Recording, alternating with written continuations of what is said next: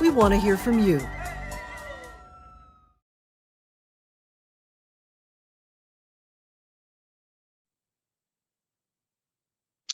Tansei from the Sorry, already I'm blundering. It's going to go in the blooper reel, I tell you. I do want to start off by acknowledging the wonderful territory in which we are broadcasting from, and that is right now from the city of Toronto, the traditional territory of many nations, including the Mississaugas of the Credit, the Anishinaabe, the Chippewa, the Haudenosaunee, and the Wendat people. We are in the Nation Talk studio, and my name is Marion Crow. I'm the Chief Executive Officer of the First Nations Health Managers Association. I am from Pie Pod First Nation in Saskatchewan. Papa Princess coming to you again. I'm currently working and living in the unceded, unsurrendered Algonquin territory. And thank you. Thank you to everybody tuning in on the radio who are going to watch this on APTN. This is the final for FNHMA Town Hall series on COVID-19. We will keep bringing it to you for another 4 hours, and then I think the work is over to you. It's been an amazing ride, but just a marker that you want to be tuning in for the next 3 weeks to see what we have in store on June 30th. We're going to do a reflection back, acknowledge and celebrate all of the wonderful frontline workers who are keeping our nation safe.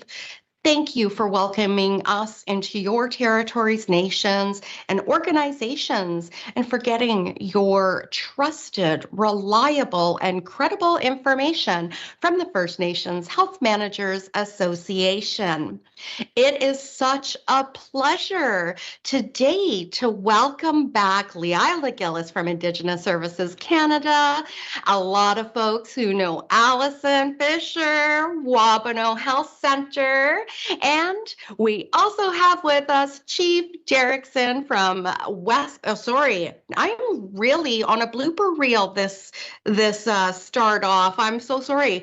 West Bank Chief, it is wonderful to have you as well. We will try to insert a little bit of laughter into the conversations too.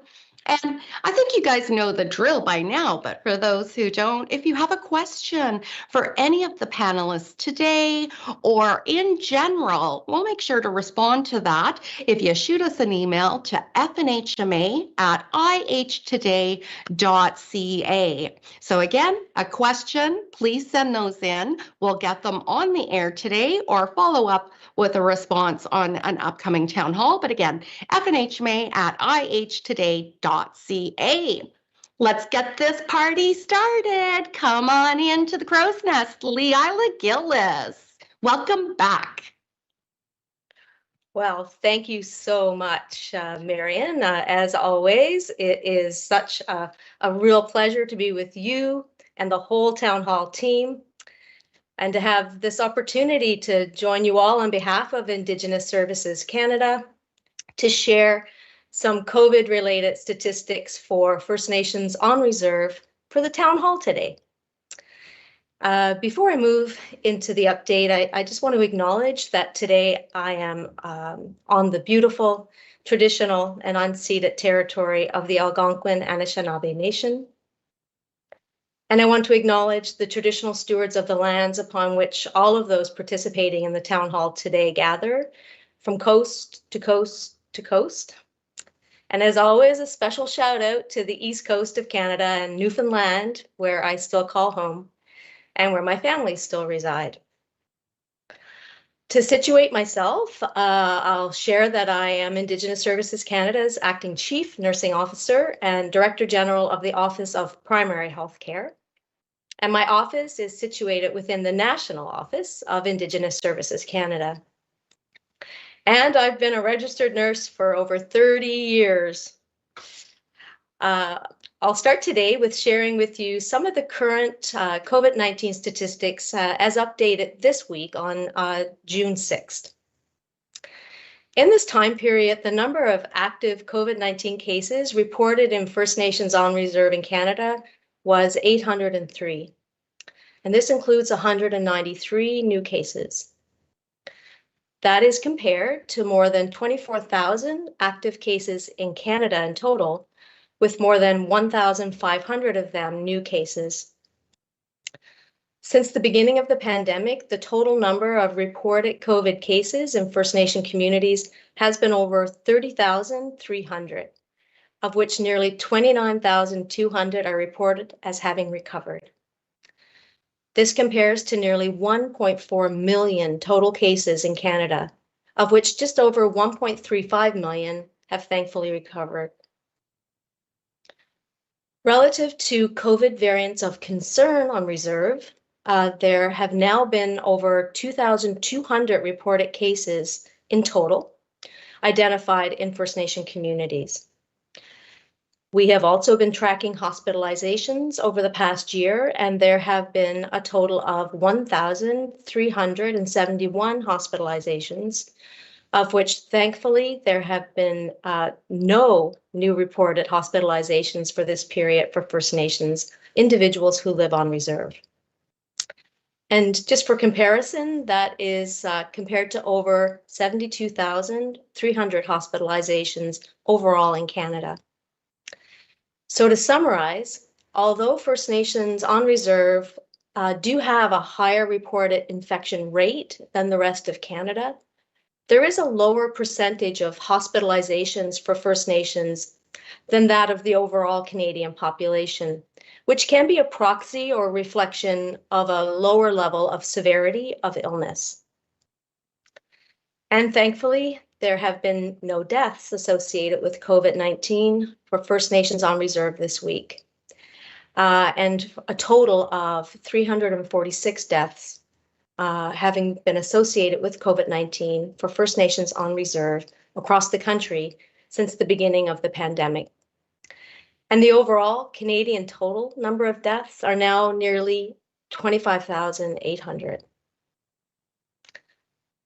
On the vaccine front, 596 First Nation communities located in the provinces have immunization access underway.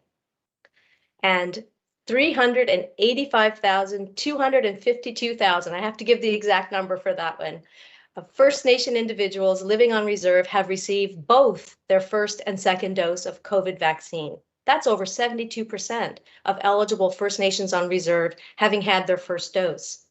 And the last time I joined you on the town hall, last month, Canada had just cleared the Pfizer vaccine for 12 years and above. And since then, there's been great mobilization in communities to support youth to access their first dose of vaccine. With such promising overall vaccine uptake, there is a notable decrease in the active cases relative to the increase of vaccine coverage. So increased vaccine, lower COVID infection. And having been with you, Marion, and team for the last year, sharing COVID data through some really, really difficult times, these are encouraging trends. But communities and individuals on reserve and off should remain vigilant and continue to follow public health measures, including continuing to test for COVID-19. And while we all work to support extensive vaccine rollout, communities continue to track and support case finding and contact tracing for any new infections. And there are point-of-care testing devices available widely for testing and follow-up across the country. I know how exhausted our frontline healthcare providers are, and they have been working full out for such a long time in the fight against this COVID pandemic. This work is all on top of other healthcare supports and services, mental health and addictions, and all the additional pain that has been experienced over this past week and a half, I guess, and has almost been too much for community and other frontline staff. It's never been more important to care for yourselves and to reach out and support and care for those around you and check in on your friends and your family. It's never been more important to sort of be there for each other. And recognizing that ceremony has been so important and needed by so many in these past weeks. And while planning and sharing, please consider public health measures when holding ceremonies and recognition events to protect everyone. I'll now turn back to you, Marian, and thank you so much, of course, for the opportunity to share with you today. And I think this is my last time with you, so thank you so much for making this town hall, this important public service, so widely available. Thank you. Leila, thank you so much for continuing to partner with the First Nations Health Managers Association, for responding the way that our partners at Indigenous Services Canada have done. Your time, your efforts, and your commitment are so very needed, and we're grateful. Thank you. Hi, Leila. Well, again, for any of those wanting to send in a question, you can send that to fnhma@ihtoday.ca. Before we transition to our next guest, I do want to do a couple of little special announcements to some watchers, actually. I'm sure she's watching right now. Happy birthday, Margaret Timms, one of the FNHMA family members. I hope your day is as beautiful as your spirit. And Kelsey Thompson, who is on maternity leave from the FNHMA family, had a birthday on Monday, and we wish her all the love with that newborn at home. Now, let's go over to a governance guru. I'm going to welcome in Chief Derrickson. Chief Derrickson is currently the Chief of West Bank First Nation. Come on into the crow's nest, Chief. Welcome. Thank you, Marian. I think that's the first time I've been introduced as a government guru. Governance guru, and apparently today I'm supposed to be a COVID guru.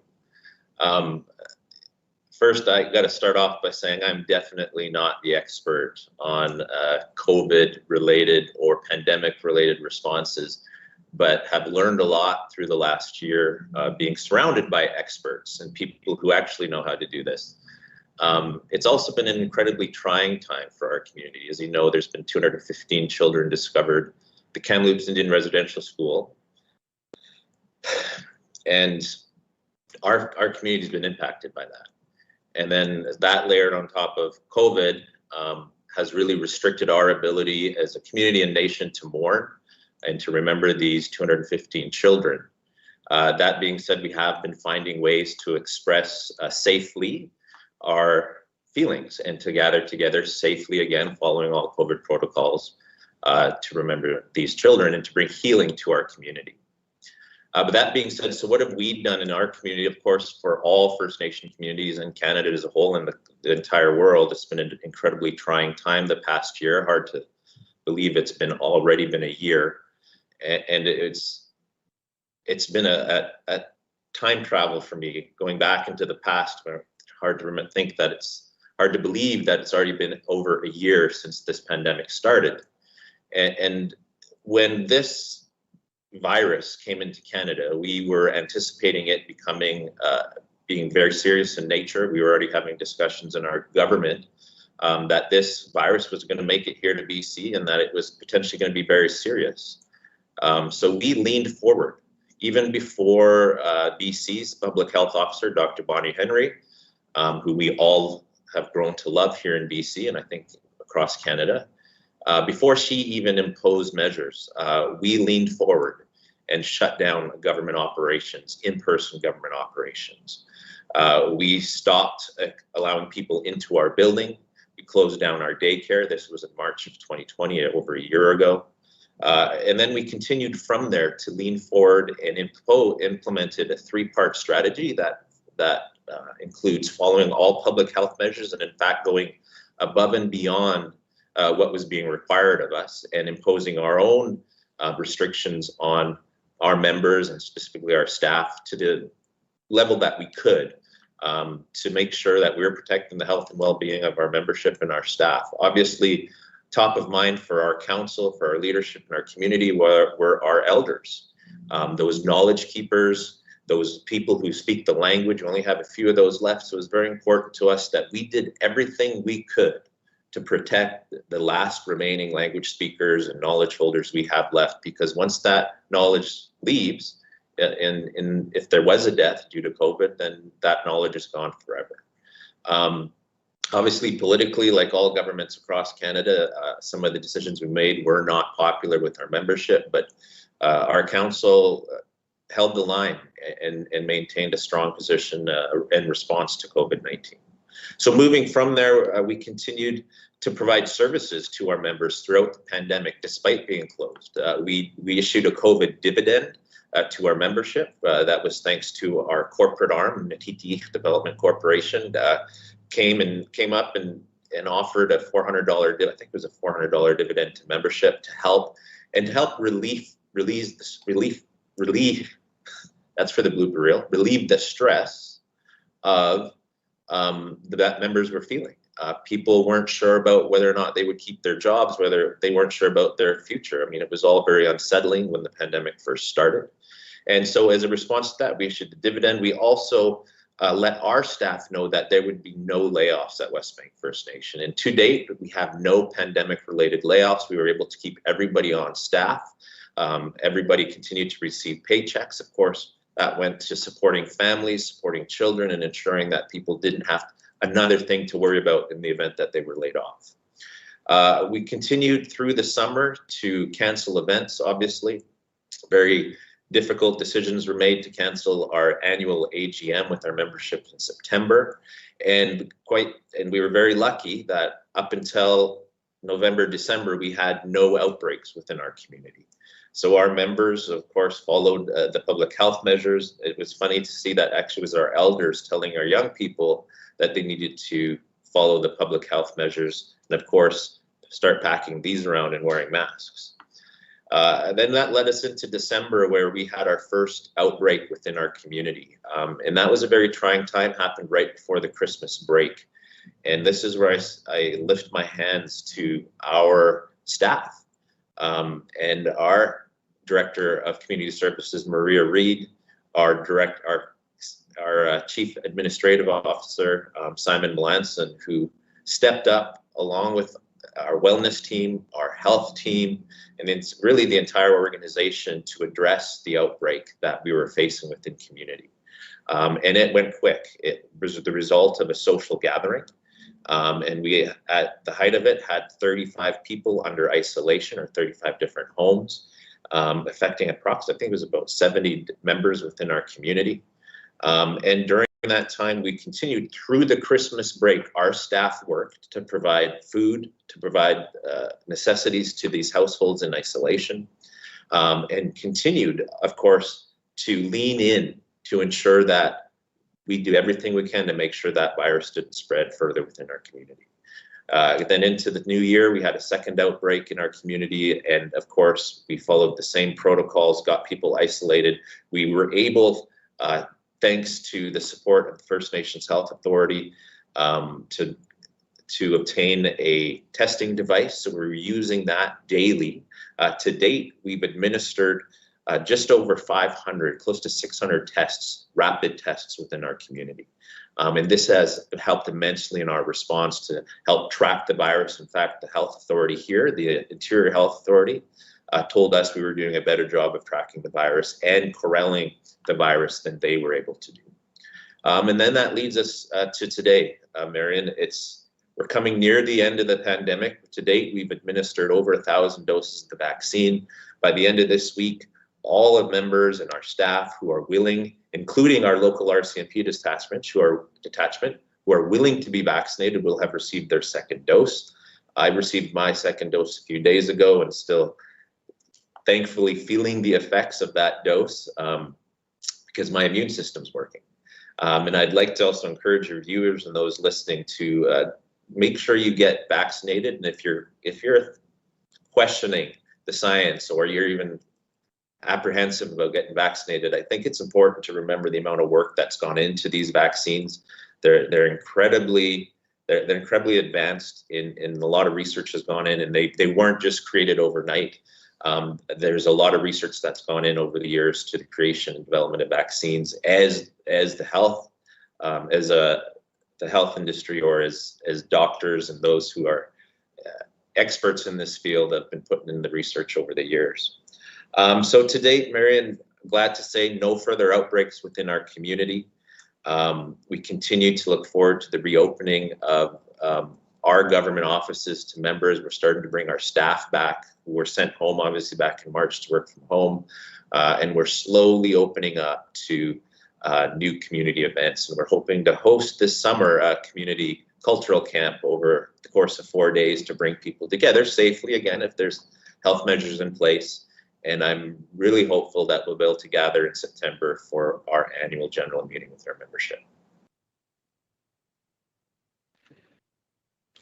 Thank you so much, Chief Derrickson, for sharing the COVID journey, and especially for making time, given this heartbreaking time coming out of Kamloops. I really appreciate your governance, your leadership, and ensuring that you're choosing to exercise your sovereignty when needed, and closing those borders and putting all of the guidelines in place that needed to be. It's not always an easy job, and we admire all of the people who have the courage to make those decisions, so that when we gather again, we're not missing anybody from those celebrations, powwows, and all the special moments that we want them to be around forever for. Thank you again. With that, I do want to send another reminder that the question inbox and the email for that is fnhma@ihtoday.ca. With that, it gives me a great pleasure to introduce and call into the crow's nest the Executive Director of Wabano Health Services, Allison Fisher. Come on into the crow's nest. And I said earlier, not all superheroes wear a cape or a yellow shirt, but today, that's you. Come on in, superhero. Once in a while, it's lovely to be called that, eh? Right? You want to be the Wonder Woman with the red cape. Thank you for being here. I've always wanted to be in the crow's nest, so here I am. So thank you for having me today. It is a true pleasure. I always like to say where I come from. I've been at Wabano for 22 years, but I do come from Kumakwang First Nations on Manitoulin Island, and that is in Middle Ontario. And it is a community that has taught me everything. So, you know, all the work that we do and all the translation we give as people, we transfer that to each other. And I want to thank my community for giving me that wonderful start. Thank you, Rich. So I want to talk about COVID and vaccinations today. But, you know, we're always wanting to rise to tell better stories. And we have many great stories in this country that are, so many of our communities have risen and up to the challenge and produced incredible stories in each of their communities.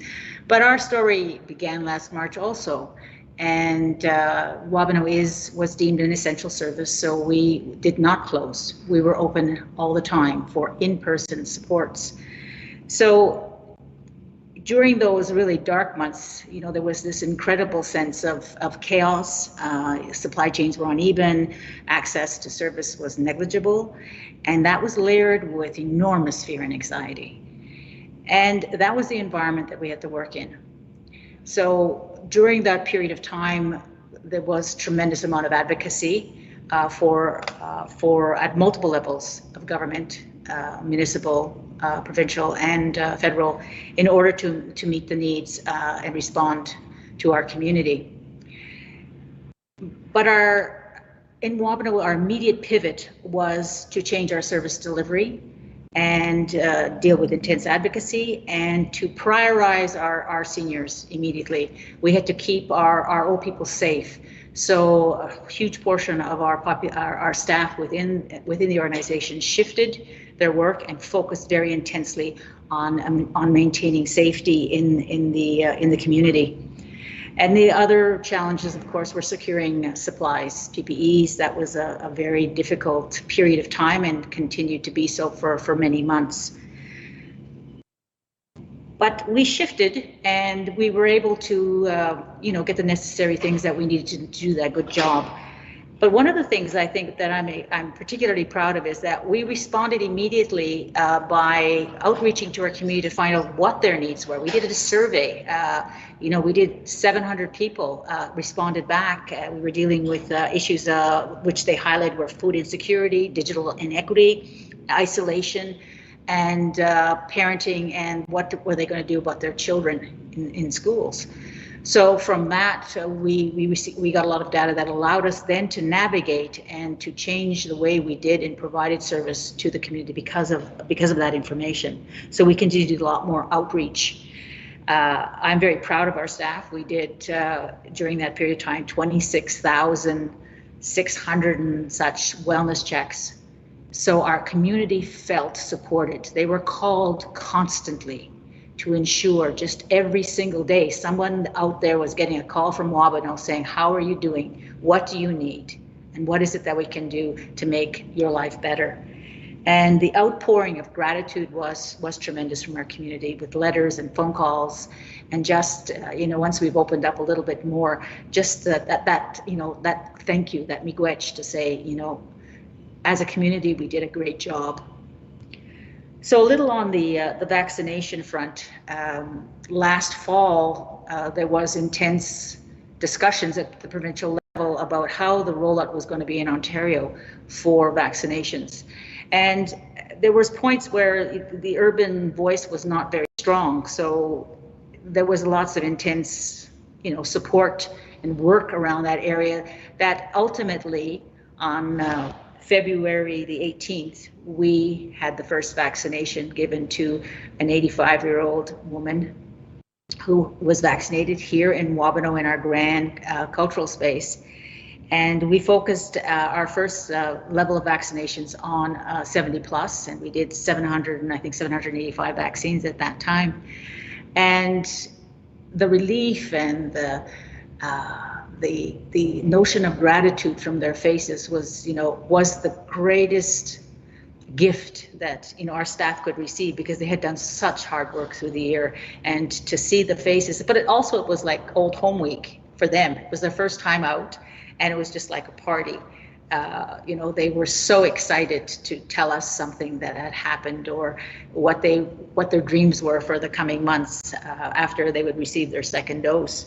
So so during that period of time, there were just so many wonderful things that happened, and I don't have the time to talk about them today. But we had our first vaccination site here, and then we moved because we have a large population in Ottawa, so we had to move to a larger complex, the St. Laurent complex, where we began to do vaccinations there in partnership with the Ottawa Public Health. And we also did some pop-ups. We did with Tungasivig Inuit. We did a pop-up out in the West End to ensure that people who had transportation issues would at least have some kind of access. So those were all very successful. And to date, we have vaccinated with Akosivik, which is the family health team, and Wabano, a total of 23,500 vaccinations to date. So I think we have done an enormous job, but we have to continue because we have a large population in Ottawa. So we're vaccinating every day, and we now are focusing on the young folk who are actually incredibly excited to receive the vaccination. We all thought there would be some hesitancy there, but there hasn't been any whatsoever. I think one of our challenges, though, was the communications issues in the city. We assume that everybody is has access to all the things that we have access to, but there was a constant awareness of the digital inequity out there. So a lot of our work had to be actually driving and going from door to door, knocking on doors or sending letters or sending postcards, or all of the ways that we could to try and increase the rate of knowledge out there that vaccinations were there.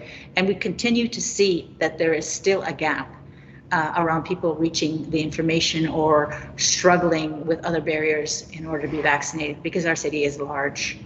And we have only one site at the moment that is located in the East End. But that is, I think, a success that I am very proud of.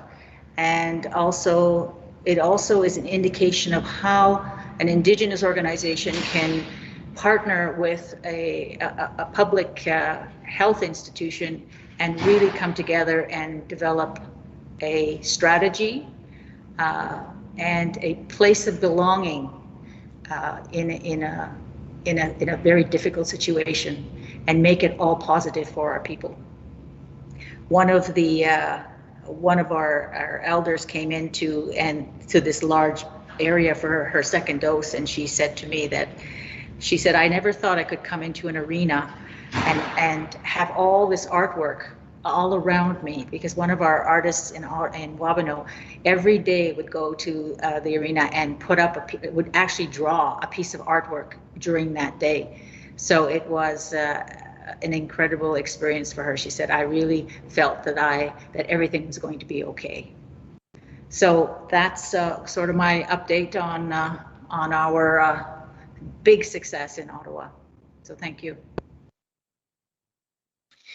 Congratulations, Allison. And we're going to have some questions for all of our panelists, so don't sneak away from the crow's nest. Don't go too far yet.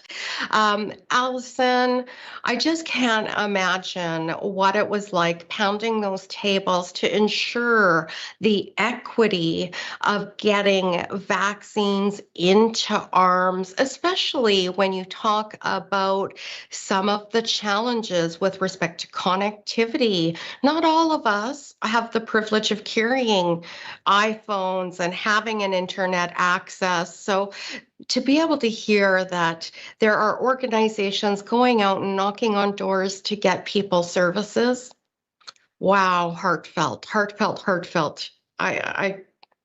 I'm at a loss for words. Doesn't happen often. All right, Allison, I'll just get you to mute for a moment. And I do want to say a couple of hellos to people who are tuned in. Jarrett, thank you so much for watching the FNHMA Town Hall. Dawson, we see you too. And Tammy, hi. This isn't Romper Room, but thanks for watching. There will be an age of people who will not get that little joke about Romper Room, but we'll carry on. So I do have a couple of questions for our panelists, and it's not too late for others. Again, FNHMA at ihtoday.ca. Leila, I'll get you to unmute and come back into the crow's nest. There is a question here that I'd like to ask you. So the question is, Leila, our community hasn't had any cases. Our borders are open. I feel some of our community members are not being as vigilant as the first wave.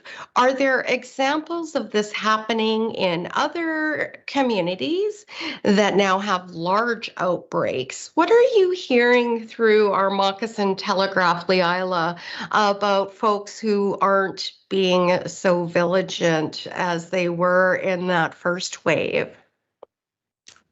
Thanks, Marion. And every time you mention Romper Room, I get a pain because my name was never mentioned. Mine either. Not many Leilas out there. But thanks for the question. For sure, this is, as I mentioned earlier, it's not the time to be sort of lowering our guard. There's a statement that says that none of us are safe until we're all safe. And I think that's a really good example. While we're still rolling out vaccine, not everybody is vaccinated. the risk of infection is still out there. So, I think that people are tired. It's also a really trying time, and I think that, individuals just want to be together. But, as the chief mentioned, there's ways to do that while respecting, COVID, public health protocols. And so there are still some outbreaks happening, even with our high vaccination rate. And so, there's still some risk of transmission because not everybody is vaccinated. So, there, that's happening across the country, and public health officials right across the country are really, imploring with people to please to be safe and to respect public health protocols, because the more we mix, the more that they're spread, the more risk there are of variants of concern. And of course we want to prevent that. So so there are some cases, but there's so many other examples of such excellent governance and respect for public health measures across the country all at the same time. So I think there are some, but I think they're under control, and communities are taking it seriously for the most part. Thank you, Leila. I almost forgot to unmute myself. It's going to be the t-shirt of 2020, 2021. You're on mute. Okay, not a comedian, as you can see, but a little lightening up of the mood there. Let's go. You know what? No need to come into the crow's nest. I do want to read a comment for Allison. Allison, there is a comment just for you, and it is, congratulations. We want to recognize and acknowledge the extraordinary coordination of the Wabano Center staff in Ottawa in their COVID-19 immunization clinics. The feeling of safe space reduced the anxiety of our people coming in for treatments and vaccines. Congratulations to Allison. So we have to hold each other up, recognize the people who are working tirelessly in doing their part in keeping our nation safe. So Chief Derrickson, there are a couple of questions for you. So welcome back into the crow's nest. And I'll just remind you to unmute yourself. Chief Derrickson, the comment here, the question actually is, what do you think you and your colleagues, other chiefs, have learned through this pandemic? Will you be adding to your health infrastructure? What do you think is going to be kind of the first keepers of our new norm in your eyes, Chief? That's an excellent question. I've learned an immense amount over the past year, and I think as a society, as a global community, we've learned a lot.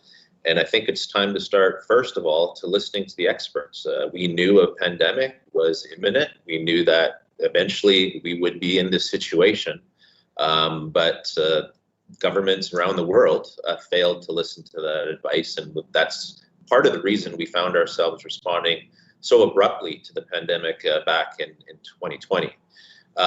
Personally, I've learned that it's important to have the services in place that are able to pivot, as was mentioned by our other guest, Allison, that you need to be able to find ways to continue to serve your membership despite having these barriers in place, whether that's going to be a pandemic or some other emergency related response. Being able to have a staff that can pivot quickly. Are we still good here? Screen just, okay. To pivot quickly to continue to provide those services that is important. So are we going to be continuing to invest in our health infrastructure? Obviously, of course. We also own and operate a Pine Acres Home, a long-term care facility. Luckily, we had 0 outbreaks in that facility. Our staff stepped up, worked under trying conditions, and a shout out to all of our health practitioners out there and service providers who stepped up during this time. Remember, we were banging pots at 7 p.m. Every night for a while there in recognition of their efforts. But that, I think, industry, I think, is also going to change. I think you'll see changes across industries to ensure that if this or when this happens again, we'll be better prepared and have the infrastructure in place to respond quickly. And in doing so, we're going to save lives. Personally, on a personal level, what have I learned? I've learned that there is an immense amount of care and love within our communities. Our community came together. Our community found ways to reach out to one another, despite not being able to hug our parents for months on end or see our loved ones for months on end in person. Our community still found ways to pull together. And to me, that's been the greatest learning opportunity for me, is to see how the depth of our community's love for each other and care for one another. Chief, you said that so well. The demonstration of love, of resilience, of caring for one another.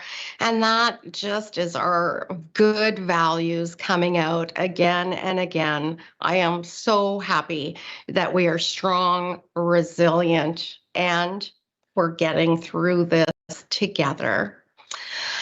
Oh, powerful stuff here. You're hearing this on the FNHMA town halls on COVID-19.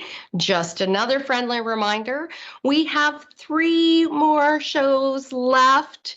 I'm really looking forward to having some co-hosts on June 30th, the last episode, and we won't be picking up this dialogue any further. I think you've had enough COVID-19 information from FNHMA, and with the stats going the way they are, we are just delighted to have been a part of this shared journey. With that, I think what I'll do is call back in. Leila, come on back in. You should see just before you come in, Leila, I accidentally bumped something on my computer and my camera disconnected. You should see the frenzy of masked faces that all of a sudden started running in the background here. So I apologize to the studio and the tech team. Me bad, sorry. Aren't I cute? Sorry about that.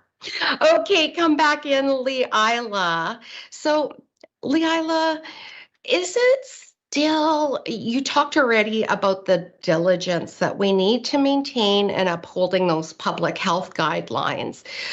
Here's like a very simple question. Are we still possible spreaders of COVID-19 virus, even if we've had both vaccines? Great, thanks for the question, Marion. And kudos to you for like continuing on with the frenzy around you. Yeah, no, I think that we're still, you know, as we increase the number of vaccine uptakes and this, you know, surveil the vaccine rollout across the country, you know, we're learning more and more. And, you know, the evidence is, you know, still being gathered, but early evidence is definitely showing that obviously there's a reduction in severity of illness, of hospitalizations for anyone who may have a breakthrough infection, but also that transmission of COVID-19 is reduced with vaccination. But I can't say it enough that until everybody is vaccinated, there's always a chance of carrying, you know, and spreading the virus. So that's why public health measures, until we hit, and we've heard the whole herd immunity, but the right amount of coverage of vaccine within communities, can we really say that we're safe and that transmission is very unlikely. But right now, there is evidence that there is reduced transmission with vaccination. However, it's not completely not possible to transmit. So that's why until we have more fulsome vaccination across the country, it's super important to maintain public health measures to assure we protect everyone. Thank you, Leila. Allison, come on back into the crow's nest, please. So, Allison, the question I have for you from one of our either listeners or viewers, and thank you to all of our Indigenous media partners for putting this on all the Indigenous radio stations as well. Allison, what were some more of the challenges you faced with the vaccine rollout? And do you have any other superheroes you want to thank as well? I always want to thank my staff, really. When you work for as long as we have, every single day, and day in and day out without rest, I think that one must never forget that piece in the continuous supports. Other than communications challenges, obviously I think there was so much miscommunication at multiple levels. Things changed all the time. We never, and I think that's just because everyone is learning.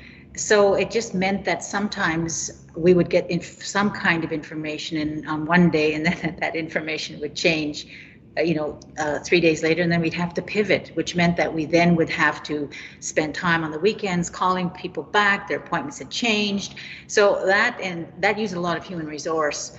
But otherwise, other than the general First Start advocacy part, where we, the insistence of having vaccines in the urban centers, I think the learning process and the learning together, with all the little things that happen, sometimes big, sometimes small in the context, I think it was fine. We worked through it together, and our community was patient. Was the other.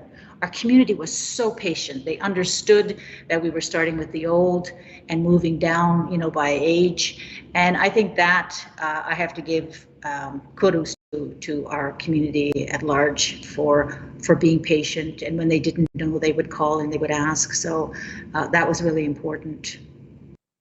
So thank you. Thank you, Allison. And I got to tell you, the inbox is on fire. There must be a lot of unceded, unsurrendered Algonquin territory folks who are watching right now.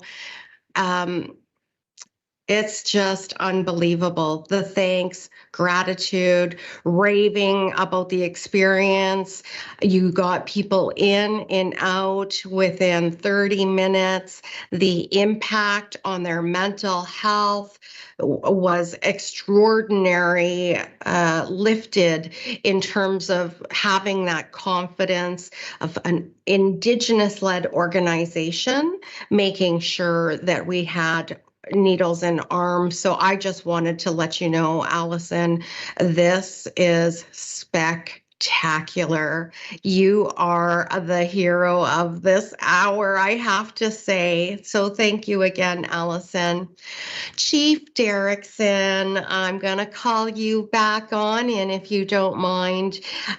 There is a question for you, Chief. The comment and the question is, you are in a unique position as West Bank First Nation, really an urban kind of environment that compounded challenges. How have you been able to manage the flow of people? What does tourism look like for the future? And, what are some of your other thoughts that you want to share with our viewers and listeners at this time?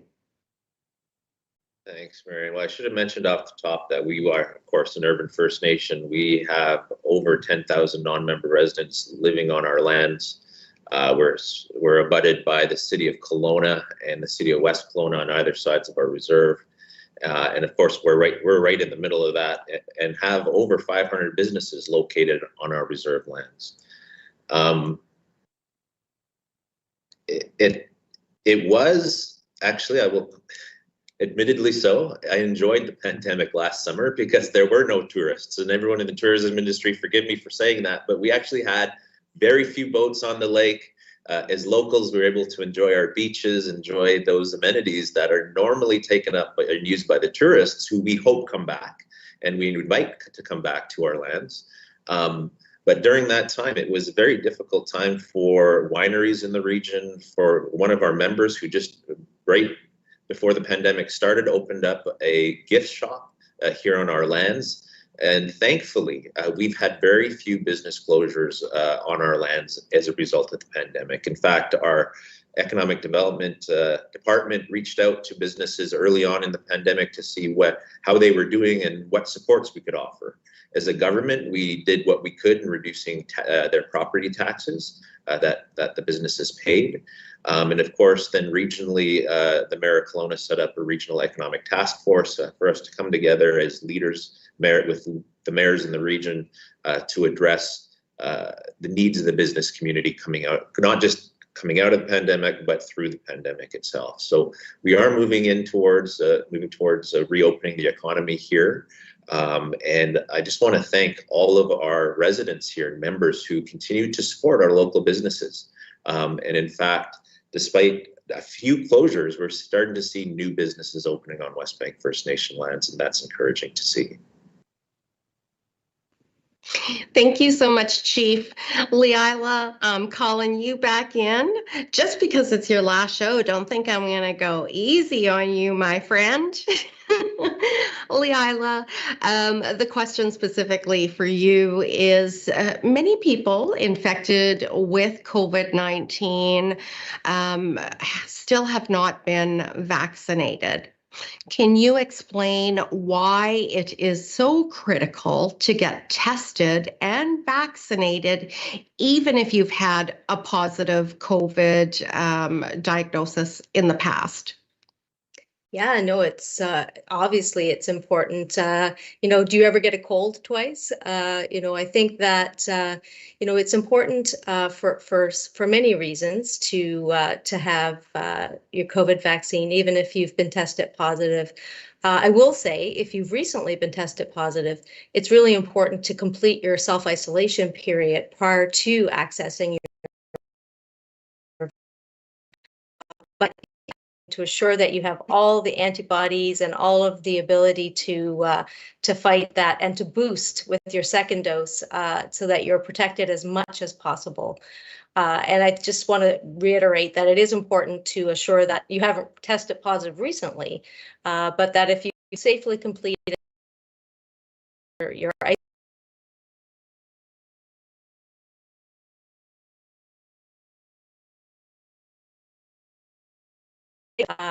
it is you're to get your and then to follow the recommendations of your public health team on your vaccine schedule. All right, Leila, excellent. Appreciate that. A good follow-up too, especially when we heard from Dr. Shannon McDonald last week, my dear friend at the First Nation Health Authority, of her positive COVID result after having had that first vaccine. So public health guidelines are there to protect all of us. And I definitely, am proud to wear a beautiful mask. I don't know if you guys can see this, but it's a great time to celebrate Indigenous business as well. And I see Allison is showing her pin there too. Love it. Allison, come back in for a second. In about a minute, Allison, can you tell me, were volunteers a part of this campaign in getting outreach to Ottawa? Well, because of the fact that we didn't want any spread and we wanted to keep people safe, no, we did not use volunteers.